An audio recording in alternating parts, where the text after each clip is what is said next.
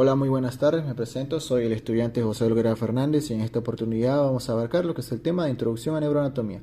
Bueno, hay algunos libros que lo denominan como generalidades de neuroanatomía, pero no tiene relevancia si discutir entre un nombre y otro, es lo mismo, ¿ya?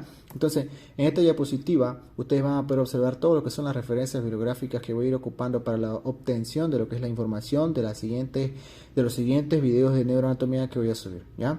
Tenemos tanto de la literatura antigua como de la literatura nueva. En el caso de la literatura antigua voy a ocupar lo que es este libro conocido probablemente a nivel mundial el más conocido, es la anatomía humana de Testit con la Target, ¿ya? Después tenemos lo que es la literatura nueva, que va a ser lo que es neuroanatomía clínica de Snell, neuroanatomía clínica de Waxman, neuroanatomía de Fitzgerald, y después tenemos este autor que es el doctor Oscar González de neuroanatomía con aplicación clínica. Este libro mezcla tanto lo que es la literatura antigua como lo que es la literatura nueva en uno solo, ¿ya? Entonces, aquí ustedes van a poder observar todo lo que son las referencias bibliográficas que voy a utilizar, pero sin cambio, hay veces donde voy a ocupar ciertos artículos para elaborar ciertas diapositivas, que esa información o de dónde lo he sacado se las voy a dejar en la parte inferior izquierda para que ustedes lo puedan buscar con mucha más calma y lo puedan leer también con mucha más calma, ¿ya?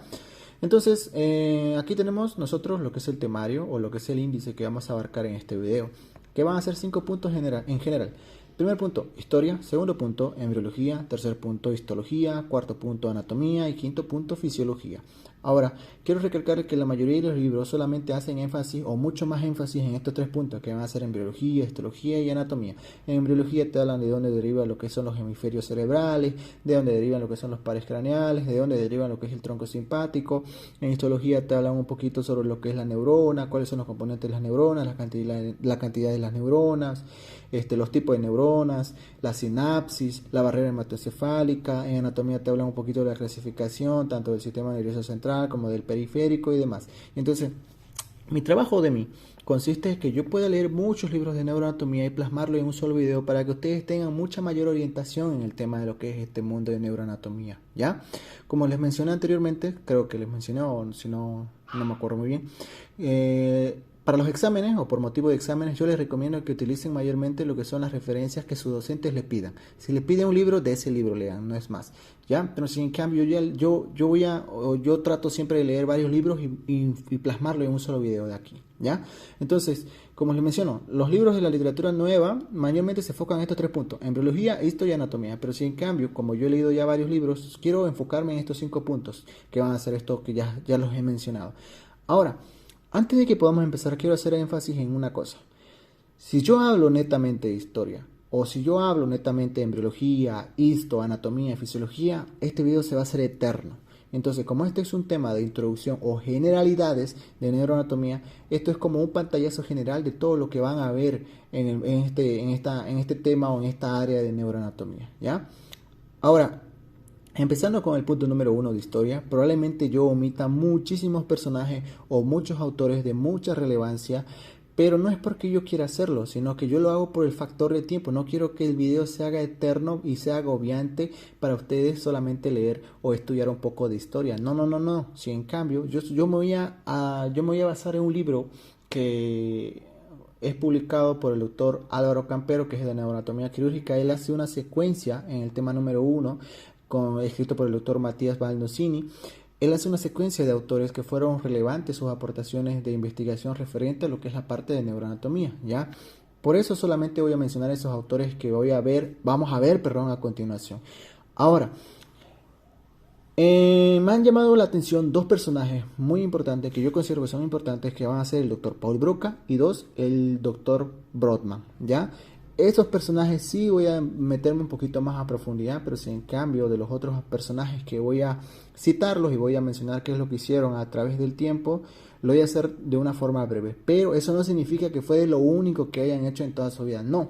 Seguramente han hecho muchísimas cosas más, solamente que no lo mencionó por el factor de tiempo. Pero si en cambio en esos dos autores que ya les mencioné, que es Paul Broca y el doctor Brodmann, en ellos sí voy a dedicarle un poquito más de tiempo para que puedan escuchar sus historias de ellos, ¿ya? Entonces, si yo también me meto a embriología, histología, anatomía a profundidad, el video se hace eterno. Entonces esa no es la idea. La idea es que ustedes tengan un pantallazo general de lo que es neuroanatomía, ¿ok? Entonces, empecemos con el punto número 1, historia. Aquí lo que ustedes van a poder observar es una línea de tiempo. A medida que avanzamos, vamos a ir avanzando en los años, ¿ya? En el punto número rojo, que es el número 1, vamos a tener a lo que es al famosísimo personaje conocido como lo que es el padre de la medicina, o también conocido o con nombre personal, que es Hipócrates de Cos. ¿Por qué se le llama Hipócrates de Cos? Porque el mismo hecho de que él nació en la isla de Kos, que actualmente está ubicada en Grecia, ¿ya? En el año 400 a.C., él tenía una frase célebre respecto a lo que es la parte del sistema nervioso central, pero lo malo es que obviamente él en esa época, en ese tiempo, hablaba latín y escribía en latín, pero como yo no sé hablar latín, o yo no sé pronunciar latín, y mucho menos leer latín, yo no se lo plasmé aquí, sino que yo solamente se lo voy a decir traducido al español, ¿ya? Y probablemente también algunas de las personas que estén viendo este video tampoco sepan leer latín o sepan pronunciar latín, ¿ya? Entonces, ¿qué decía esta frase de Hipócrates de Cos? Lo que decía era lo siguiente: ninguna lesión de lo que es el sistema nervioso central debe ser considerado trivial. ¿Qué significa esto? Que ninguna lesión o ninguna enfermedad de lo que compete al sistema nervioso central tiene que ser considerado leve o a la ligera o sin importancia, sino al contrario, tiene que ser considerado con muchísima importancia. ¿Ya? Eso fue lo que dijo él en el año 400 antes de Cristo. Algunas literaturas también ustedes van a poder observar que dicen antes de Jesucristo, que es lo mismo. Ahora, en la siguiente tenemos en el año 300 antes de Cristo, tenemos al muy conocido personaje que es Jerófilo de Caldenia. Este personaje es conocido como el padre de la anatomía antigua, que es este de aquí. Ahora, una de las contribuciones que él hizo es la descripción de lo que es la unión de varias venas, que en este caso vamos a encontrarlo en lo que es la parte circunferencial o alrededor de lo que es los hemisferios cerebrales, que van a ser lo que son los senos venosos. Ahora, aquí esta confluencia que estoy señalando en este momento, o esta unión de varias venas, él lo denominó de la siguiente forma. 1. Tórcula de Herófilo, debido a que él fue el que la describió. 2. Prensa de Herófilo. 3. Confluencia de Herófilo. Tiene varios nombres dependiendo de la literatura que ustedes lean, ¿ya? Pero su contribución en la parte de neuroanatomía fue esta de aquí, ¿ya? Como les mencioné anteriormente, probablemente todos los personajes que voy a mencionar acá hayan hecho muchísimas cosas más, pero no lo voy a mencionar por el mismo hecho de que no quiero que el video se haga bastante largo, ¿ya? Me van a disculpar por eso. Entonces, el siguiente va a ser Claudio Galeno Nicón de Pergamo. Él era médico cirujano de lo que son los gladiadores. ¿Qué es lo que hizo o qué contribución hizo al mundo de la neuroanatomía? Lo que hizo él fue que hizo varias disecciones en animales respecto a lo que es la parte del sistema nervioso central. Pero, como dijimos, en animales, ¿ya? Andrés Vesalio. Este personaje es también conocido como lo que es el padre de la anatomía moderna. Aquí vamos a ver una imagen un poquito más de cerca. Vemos que Andrés Vesalio se encuentra aquí en la parte central realizando disecciones anatómicas en cuerpos humanos, y este personaje sacó un tratado o un libro de anatomía que se titula o se llama De Humanis Corporis Fabrica. Este libro de aquí no solamente hablaba respecto a lo que es el sistema nervioso central, sino que también hablaba lo que son los órganos de la caja torácica, lo que son los órganos de lo que es la caja abdominal. Y si ustedes lo buscan en internet o en Google, ustedes van a poder encontrar lo que es esta información o este PDF o este libro en internet. Lo encuentran todavía, ¿ya? Y después tenemos en el siglo XVII a Raymond Bussens. Raymond Bussens publicó una obra conocida como lo que es Neurografía Universalis.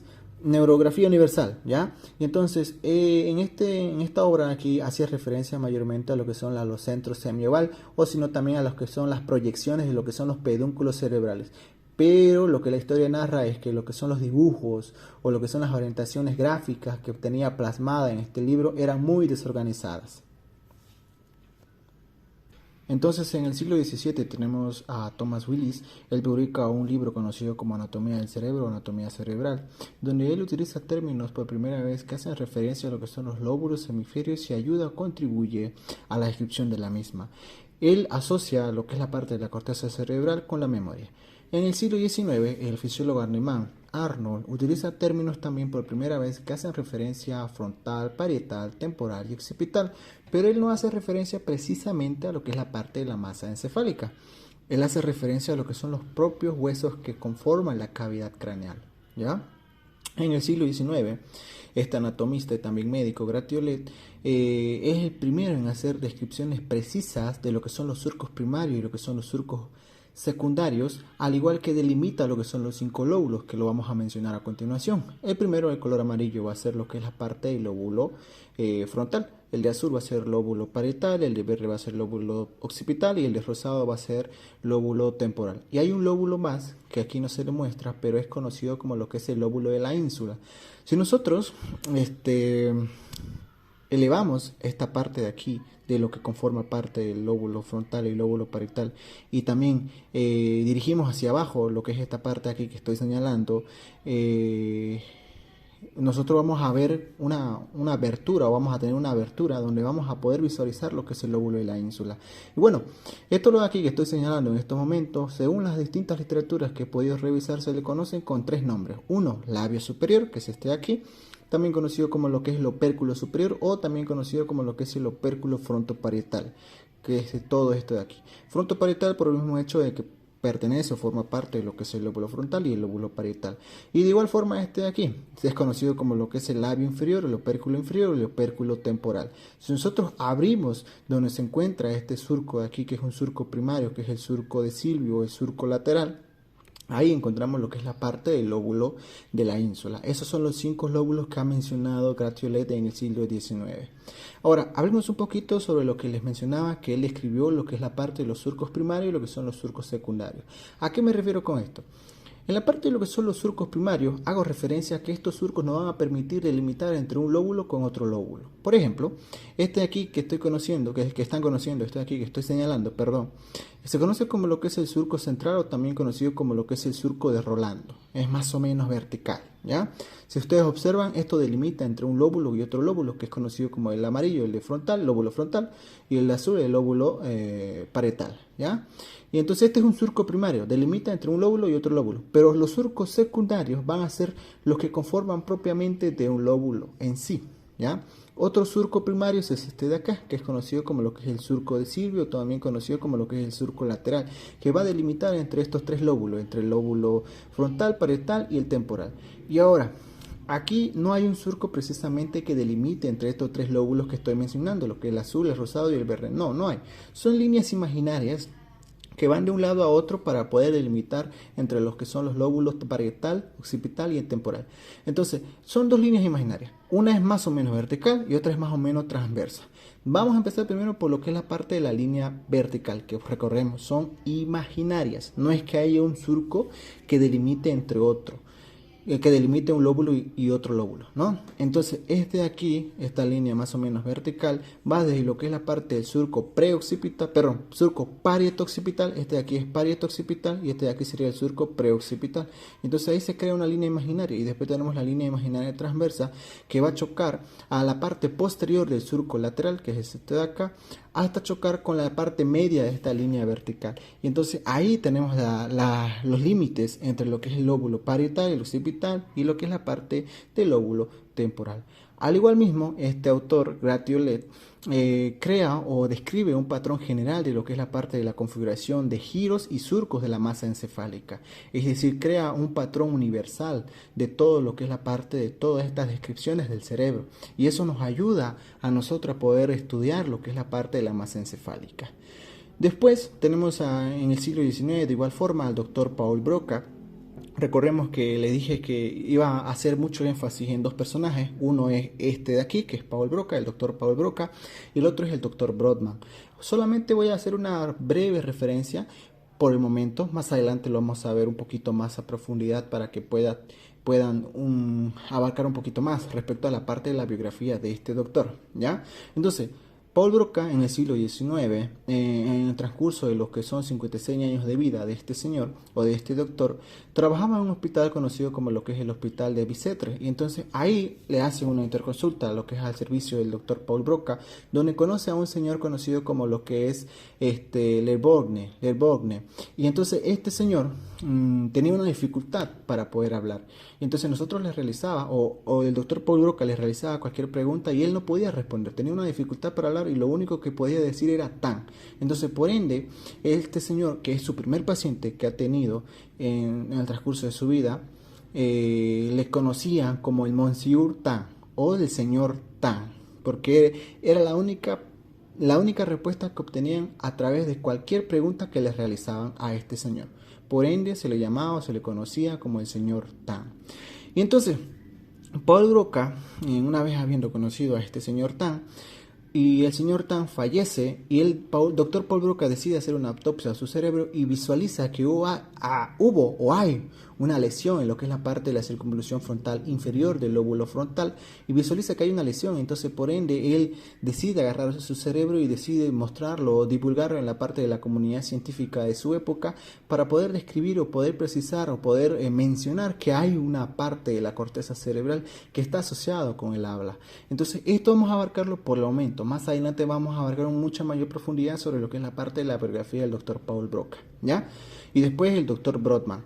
Entonces, en el siglo XIX, de igual forma, una cosa también que mencionaba en el libro es que el doctor Paul Broca se inspiró en los trabajos del señor o del anatomista Gratiolet, que también era de su misma época, ¿ya? Entonces, en el siglo XIX tenemos a Alexander Ecker y William Turner, que de igual forma hacen descripciones precisas de lo que son los surcos y circunvoluciones de lo que es la masa encefálica. Y entonces, aquí tenemos el último personaje que vamos a abarcar en la parte de lo que es la línea del tiempo. Después nos vamos a las biografías netamente del doctor Paul Broca y del doctor Brodmann, para que podamos abarcarlo un poco más a profundidad, ¿ya? Entonces, en el siglo XX, en el año 1909, el doctor Brodmann analiza la citoarquitectura de la corteza cerebral y en los giros y proximidad de los surcos con su ulterior relación funcional. Gracias a este señor, nosotros vamos a tener un tema muy peculiar y muy conocido en todos los libros de neuroanatomía que nosotros podemos visualizar, que es conocido como lo que son las áreas de Brodmann, debido a lo que son las investigaciones de este doctor o del doctor Brodmann. Actualmente en los libros de literatura nueva, como por ejemplo en el libro de Snell, se le conoce como estructura y localización funcional de lo que es la corteza cerebral, ¿ya? De igual forma, esto vamos a abarcarlo un poquito más cuando estemos abarcando en lo que es respecto a su biografía. Ahora, si ustedes observan, esta es la primera imagen que él publicó respecto a su trabajo sobre lo que son las áreas de la corteza cerebral y su relación funcional. Esta es la primera imagen que hay o que tenemos respecto a este tema. Después aquí tenemos las imágenes Waxman, la imagen de Fitzgerald, esta también es de Fitzgerald. Y entonces este es un tema bastante bonito, bastante extenso, de igual forma que esto también lo vamos a abarcar en unos próximos videos. Bueno, entonces hablando ya propiamente de lo que es la biografía del doctor Paul Broca, podemos decir nosotros que el doctor Broca nació en el año 1824 y fallece en el año 1880. A la edad de 56 años, el 8 de julio. Él fallece, ¿por qué motivo? Lo que resulta es que en la biografía nos menciona, o nos dice, o en las literaturas, o en las referencias que estoy utilizando, que son estas 4, nos menciona que él tenía un aneurisma cerebral. ¿Qué es un aneurisma cerebral? Aneurisma cerebral no es nada más que un abombamiento de una arteria, es una dilatación de una arteria anormal, una dilatación anormal, que puede llegar a dilatarse tanto, que en un momento llega a romperse. Entonces, si se llega a romper, va a haber un sangrado extremo, va a haber un sangrado enorme, dependiendo también del orificio del aneurisma. Pero en este caso, en la parte de la que es la biografía o los artículos que he podido revisar respecto a su biografía, mencionaba que él tuvo una hemorragia subaracnoidea debido a la ruptura de un aneurisma, por lo que su muerte fue una muerte súbita, ¿ya? Ahora, no soy mucho de poner letras en lo que es la parte de mi diapositiva, pero he tratado de poner lo más resaltante según mi opinión respecto a estas 4 referencias que he podido, que estoy utilizando para la elaboración de esta diapositiva. Entonces, no quiero que se me pase unos datos importantes solamente porque no los recordaré. Entonces, por ende, quise poner varias letras en esta diapositiva, pero no sé mucho de poner letras. Pero por eso lo puse, ¿ya? Entonces, en el punto número 2 mencionaba el doctor Paul Broca empezó a estudiar medicina a la edad de 17 años. Muchas referencias biográficas a él lo denominaban como un niño prodigio que podía abarcar muchos temas y tenía una hambre de conocimiento y se le facilitaba muchas cosas. Entonces, él empezó a estudiar medicina a la edad de 17 años. Pero a la vez también estudiaba literatura, matemática y física, por lo que se graduó tanto de medicina, literatura, matemática y física a la vez.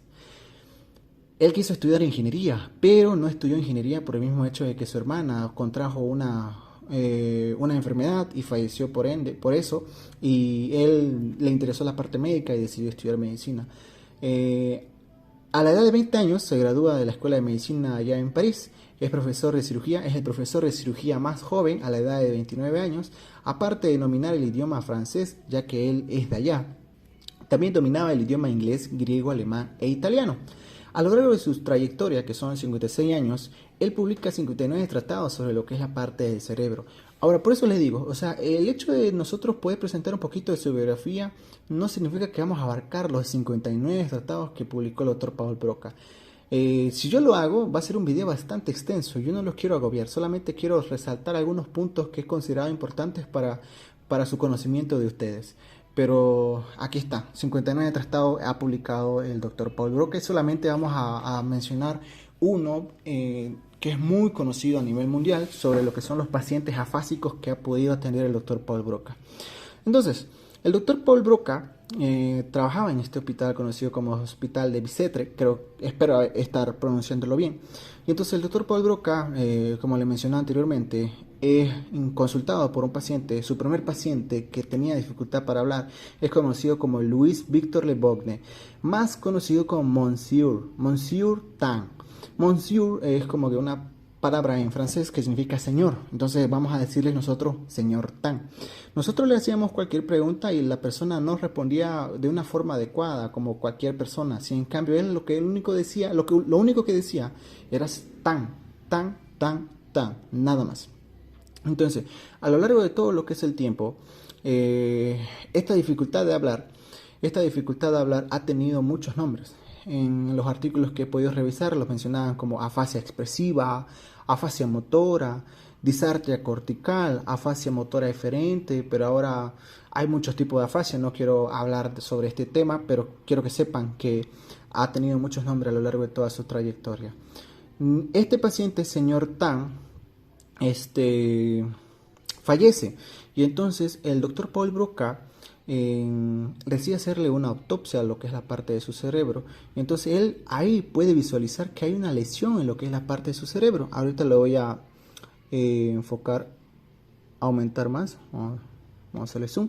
Entonces vean ustedes, este es el cerebro de lo que es el señor Tan, y vean aquí que hay una lesión en la parte de la circunvolución frontal inferior, donde específicamente nosotros estaríamos hablando de lo que es la parte de la pars opercularis y lo que es la pars triangularis, que forman parte ya de lo que es la área de Broca, es decir, la área del lenguaje. ¿Ya? Y vean, este es un artículo donde se muestran los cerebros reales, son fotografías de los cerebros del primer paciente y del segundo paciente, de lo que son los pacientes afásicos del doctor Paul Broca. Ahora, una vez el doctor Broca lo almacena en un contenido para que se mantenga, y decide divulgarlo a lo que es la parte de la comunidad científica de su época, donde presenta el caso del señor Tan, donde él mencionaba que tenía dificultad para hablar, y en la autopsia reveló que había una lesión en lo que es la parte de la circunvolución frontal inferior. Y entonces a partir de ahí ya les llegan varios pacientes, que es el segundo paciente es Lelon, que él sufrió un accidente cerebrovascular previo. Accidente cerebrovascular no es nada más que hay de dos tipos, los hemorrágicos y lo que son los isquémicos. Y entonces el isquémico es cuando una arteria cerebral se obstruye, y entonces hay un impedimento de lo que es el flujo sanguíneo para que pueda llegar a lo que son las neuronas de la corteza cerebral. Entonces si no llega a ese flujo sanguíneo, pues las neuronas se mueren. Y entonces hubo una lesión en la parte de la circunvolución frontal inferior a la edad de 84 años, y de igual forma tenía dificultad para hablar, pero esta persona sí podía decir otras palabras y no solamente tan. Solo podía decir 5 palabras. Uno era hoy, que significaba sí, non, que significaba no, tois, que era una mala pronunciación de 3, que solía representar en cualquier número, es decir, nosotros le preguntaba, por favor, díganos el número 17. De igual forma decía trois o tois. Le preguntamos, por favor, diga el número 100, y él decía de igual forma toys, es decir, todos los números eran toys para él. Y entonces después la siguiente palabra es tou horse, que significaba siempre, y lelo, una mala pronunciación de lo que es de de su propio nombre. Ahora, yo les recomiendo que lean este artículo que está en el punto número 1 en la parte de la referencia. ¿Por qué? Porque es un artículo muy interesante por el mismo hecho de que es un artículo donde estudian lo que son estos dos cerebros. De hecho, esta imagen de aquí la he sacado de este artículo. ¿Qué estudian? En esas épocas no habían, como por ejemplo, estudios de imágenes, tomografías computarizadas, resonancias magnéticas. Entonces, después de unos cuantos años más, decidieron estudiar estos cerebros para ver cuál era la extensión de lo que es de la lesión de estos dos cerebros, del señor Tan y del señor Lelong. Y entonces se vieron, o en la parte de lo que es el artículo, mencionaban que no solamente tenían una lesión a nivel de la circunvolución frontal inferior, sino que las lesiones abarcaban mucho más interno que solamente en esa parte de ahí. Entonces, yo se lo recomiendo, es un artículo muy interesante, muy llamativo y muy curioso también, digamos, para las personas que sepan, que quieran, perdón, leer al respecto. Bueno, y eso sería con lo que es respecto al doctor Paul Broca. La verdad que muy interesante. Y aún más interesante va a ser el siguiente personaje, que es el doctor Corbinian Brodmann. De igual forma, no soy mucho de poner letras en mi diapositiva, pero no quiero omitir un dato que yo considero importante, solamente por el hecho de que se me olvidó. Entonces, de igual forma, yo les recomiendo este artículo. Es una biografía de lo que es el doctor Brodmann. Entonces, yo voy a tratar de resumirle este artículo. Si ustedes quieren leerlo a mucha mayor profundidad, ahí tienen la referencia, ¿ya? Entonces, el doctor Brodmann nació de un señor conocido como Josephs y una mujer conocida como Sofía Brodmann en Alemania, en 17 de noviembre del año 1868 hasta el año 1918, que fue el día de su muerte a la edad de 50 años. Más adelante vamos a ver de qué fallece. Comenzó su carrera médica en el año 1889, estudiando medicina en las universidades de Múnich, Würzburg, Berlín y Freiburg. Personalmente, esto es como que, esto lo transcribí del artículo, nos mencionaba, dice, Brodmann fue descrito como un hombre intenso y serio, reservado hasta el punto de la timidez, pero que en ocasiones podía estallar de mal genio. En el punto número 4 es probablemente lo que más me ha llamado la atención, lo que es la parte de la biografía del artículo. Nos menciona que el doctor Brodmann, con las intenciones de poder tener un trabajo estable y bien remunerado para poder realizar sus investigaciones y a la par enseñar y trabajar, él decide llevar su trabajo a una facultad de medicina en Berlín, allá en Alemania, para poder conseguir un título conocido como lo que es profesor universitario titular. Es como que un alto grado en la parte académica en esos tiempos, para poder ser un profesor universitario titular. Entonces su estudio se denominaba citoarquitectura de la corteza cerebral en los giros y proximidad de los surcos con su ulterior relación funcional. En ese entonces él estaba publicando su trabajo en la universidad para poder obtener ese grado de profesor universitario titular y a la paz investigar y trabajar, porque en ese tiempo también era muy bien remunerado lo que es la profesión de universitario titular, profesor universitario titular, ¿ya? Y lamentablemente fue rechazado, y por lo que uno de sus amigos, conocido como Bock, dijo: todos los esfuerzos proporcionados a Brodmann por proporcionar a Brodmann, una vida modesta pero segura, han fracasado, principalmente debido a la falta de comprensión. La Facultad de Medicina de Berlín carga con una gran culpa sobre sus hombros. Esto ocurrió en el año 1910. Entonces, después pasó el tiempo y en el año 1916 el rey de Württemberg le otorga la Cruz de Guillermo con espadas en febrero del año 1916. Eso sucede en la parte de lo que es la Primera Guerra Mundial debido a sus prestaciones de servicio en un hospital psiquiátrico. En el punto número 7 dice: Brodmann murió de sepsis el 22 de agosto del año 1918, solo 5 días después de enfermarse. La verdad que es una pena, sobre todo el punto número 4, porque eso fue hace bastantes años. Quiso publicar o quiso conseguir el título de profesor universitario titular a través de sus investigaciones y no le dieron como que mucha importancia, cosas que hasta la actualidad todavía se siguen utilizando sus investigaciones por el mismo hecho de que hay un capítulo entero gracias a su estudio por parte de él. Entonces, estos dos personajes, que es el de Dr. Brodman y el del Dr. Corbinian Brodman, fueron los que más me han llamado la atención, los que más me han impactado, y espero que ustedes hayan aprendido bastante con respecto a lo que es la parte de la biografía. Y bueno, eso, vámonos entonces ahora a lo que es la parte de la embriología.